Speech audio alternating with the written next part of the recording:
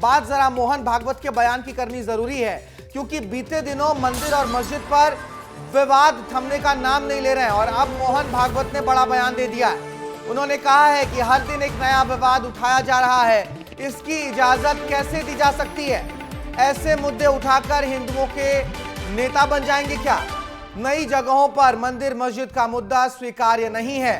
मोहन भागवत ने बड़ा बयान दिया है और ये उस समय दिया है जब संभल में मंदिर और मस्जिद का विवाद राजनीति को गरमा रहा है, और सिर्फ संभल नहीं, अजमेर शरीफ हो जाए, उसके अलावा मेरठ में भी मंदिर को लेकर और मस्जिद को लेकर बवाल बना हुआ है। ऐसे में मोहन भागवत बड़ा बयान दे रहे हैं। उन्होंने कहा है राम मंदिर सभी हिंदुओं की आस्था का विषय है, हम साथ रह सकते हैं, साथ रहने का संदेश देने की जरूरत है।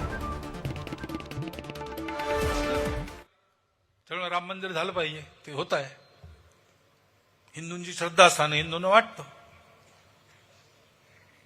परंतु असं केलं म्हणजे हिंदूमध्ये नेता होता येतं म्हणून, किंवा अतिरेकी भूतकाळाच्या ओझ्याच्या परिणामामुळे अतिरेकी तिरस्कार, द्वेष, शत्रुता, संशय याच्या पोटी रोज एक नवीन प्रकरण काढणे हे कसं चालेल? हे नाही चालणार.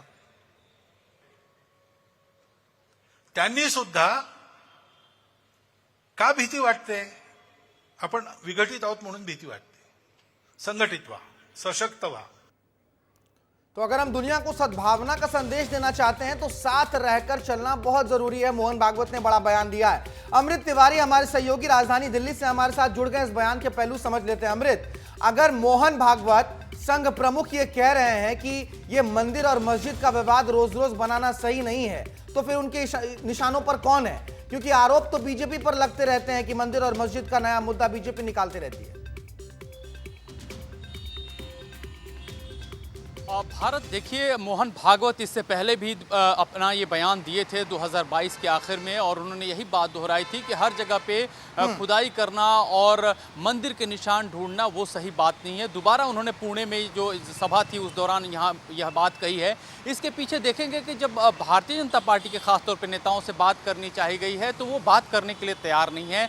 कोई भी सीधी मुंह इस पर बात नहीं करना चाह रहा है, इसको टालते हुए नजर आ रहा है। यानी कि मोहन भागवत जो कह रहे हैं, ये भी एक प्रश्न चिन्ह खड़ा हो रहा है कि क्या उसे हिंदू समाज मानने के लिए तैयार है, हिंदू संगठन मानने के लिए तैयार है अथवा नहीं है। हालांकि आरएसएस के अम्ब्रेला के तहत बहुत सारे हिंदू संगठन आते हैं, वो एक पैटर्न संस्था है, लेकिन आपने देखे होंगे कि इतिहास में कई ऐसे संस्थाएं हैं जो स्वयं के लिए स्वयंभू होकर हिंदू हृदय सम्राट के तौर पर सामने आई। जैसे शिवसेना के बाला साहब ठाकरे थे, वो खुद एक हिंदू हृदय सम्राट बने, उनकी लीक और लकीर बिल्कुल ही अलग थी। इसी तरह से बहुत सारी हिंदू सेनाएं हैं जो खड़ी हो गई हैं, उन्हीं की तरफ जो है आरएसएस के संघ प्रमुख ने इशारा भी किया है, टारगेट भी किया है। हालांकि विपक्ष ने इस मामले को लपकते हुए स्वागत किया और इसको दूसरी तरफ जोड़ दिया। कुछ नेताओं ने विपक्ष के, जिसमें कांग्रेस के शामिल है, खासतौर पर उन्होंने मोदी और योगी की तरफ जोड़ दिया। लेकिन साफ तौर पे देखेंगे कि मोहन भागवत जिधर इशारा कर रहे हैं, जो अपनी बात लगातार ये दूसरी बार कह रहे हैं, दूसरी मर्तबा कह रहे हैं, उसमें साफ तौर पे इशारा है कि हिंदू संगठन